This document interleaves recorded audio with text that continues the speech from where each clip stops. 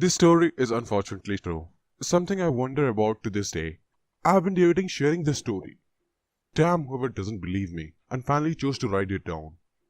Maybe someone here has a theory. This was 4 years ago. I was 22 at that time. My boyfriend Toby and I live in Appalachian Mountains of North Carolina. We both grew up in a very small town of almost 2000 people. When we got together, I had came into small inheritance from a distant family member and decided it was a sign that we should do something we wanted to do, move into the city. So we packed happily, made our arrangements, kissed our small town family members, and said goodbyes. We drove to a unique but old Rondet community I had found online. We visited a month prior to check it out and loved it. The only thing looking back now that would be shown of something that wasn't quite right was that lack of neighbors or traffic the hour we were there. Even though there was at least 40 rondets on the side of the hill, the city was empty. Asking the realtor why this was, she shrugged it off and explained that a lot of college students lived there and was mostly in classes, work or asleep. I wonder why. At almost sundown, college kids would be so behaving, but felt grateful because I was pretty antisocial. I also chalked it up to the community being on the outskirts of the city where a lot of city traffic would not reach. The day we moved in, we finally met a neighbor. She was in her 30s with a smiling face, gypsy skirt and a blue streak in her hair. I was reassured at finding a neighbor and introduced both of us. I'm Brittany and this is Toby. We just moved in down there. I pointed down the hill at the rondet that sat off about 40 feet from other two at this side. She frowned slightly but shook my head.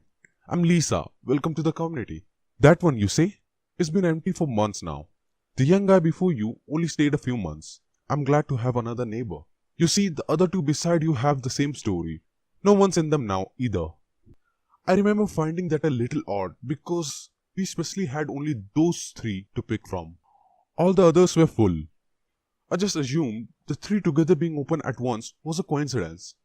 I went to say bye to Lisa, realizing it was getting dark and we had at least needed our bed to set up.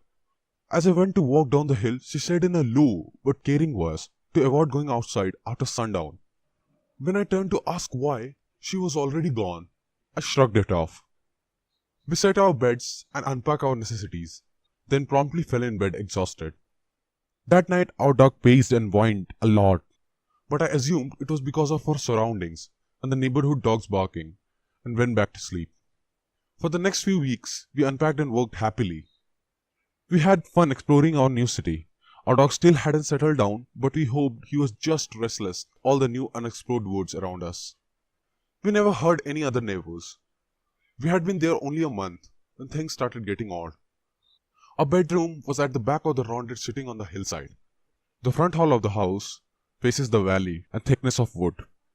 Our bedroom had massive windows, taking up almost the entire back wall. Our bed was placed headfirst at these windows, which overlooked a small path and wrapped around the back of the house and up into the front porch. A small patch of bamboo trees created a natural privacy behind the path. Over the years, they made a blanket of dead leaves on the walkway.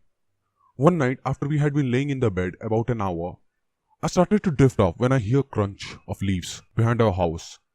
It sounded like someone was walking almost up to the window, then stopped. I listened puzzled, while Toby snored softly. From the front living room, I heard our dog growling, just like he did every night. I realized it was about this time of the night when he made noise. I woke up little more, trying to figure out what was it. After listening for what seemed like an hour, the step never retreated, so I finally drifted back to sleep. I woke up again to the steps of crunch. They faded. I sighed, rolled over and went back to sleep. The following morning I remembered what happened and replayed it to Toby. Baby, it was just an animal. Don't worry about it. I agreed and reassured and went to work. Until that night again, at the same time of night, I heard the steps. They had taken an extra step this time. My dog was growling deep and long. Again listening to the steps of retreat, I fell asleep. I woke up again to the steps walking away. They were always slow-paced and spaced a few seconds apart. I felt a beat of doubt at their deliberate pace, but fell asleep, turning it over in my mind. This went for a week. Every night they walked an extra step, stood for a while, then walked the same pace away. This was getting more and more strange. I tried to wake Toby when this happened, but he was and still is a heavy sleeper. By the time I would get him awake, they were gone. This was getting serious. They were almost to our bedroom window. While at work one day I decided I would look at what time the steps showed up. How long whatever it was stood there and then left. That night I turned my head to the foot of the bed, staring at my bedside clock. I was nervous because our curtains were white and thin. What if it was a person and they could see inside? I scooted further into the blanket. I waited until finally I heard them. It was exactly 3 a.m. Then started the same creepy pace. While I held my breath, they walked on. Crunch, crunch, crunch, crunch, crunch. Stop. I looked at the window. There was a shadow, but it could not be accurate. The silhouette less than a foot away from the window was at least 7 feet tall and very thin. No limbs were clearly visible, but the head sat on a long neck. Could it be human? It did not look like it. I could not make out movements like it walked, just the same measured step, almost like floating. And it stood there, not even the way people will stand still for a long period.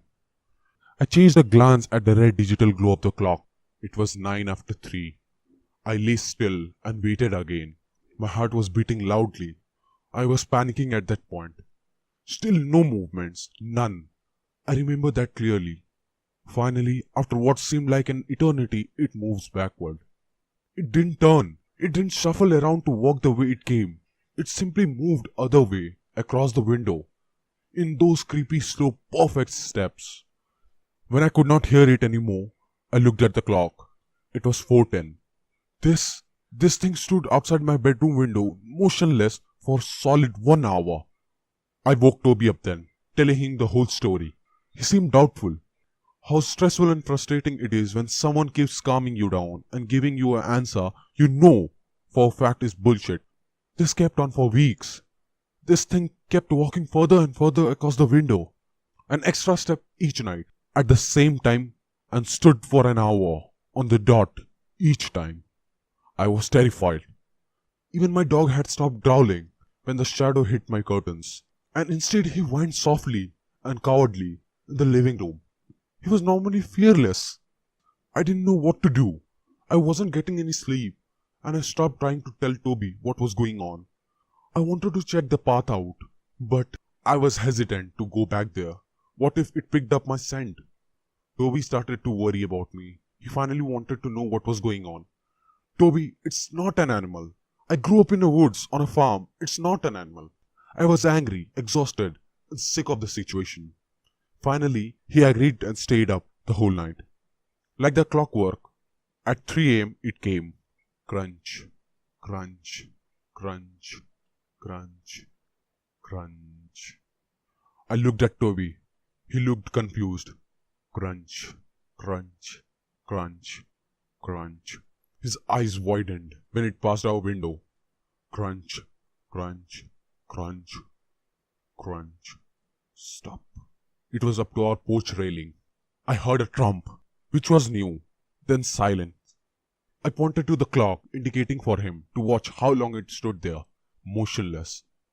Sure enough, after an hour it walked back by our window, blocking the light from a small outside lantern. Finally it was gone, Toby whispered. What the fuck was that? I was satisfied. He now understood, but he had also no answers. The next day, Toby went out, back to investigate. He rushed back inside. Brett, there was something wedged in our porch railing.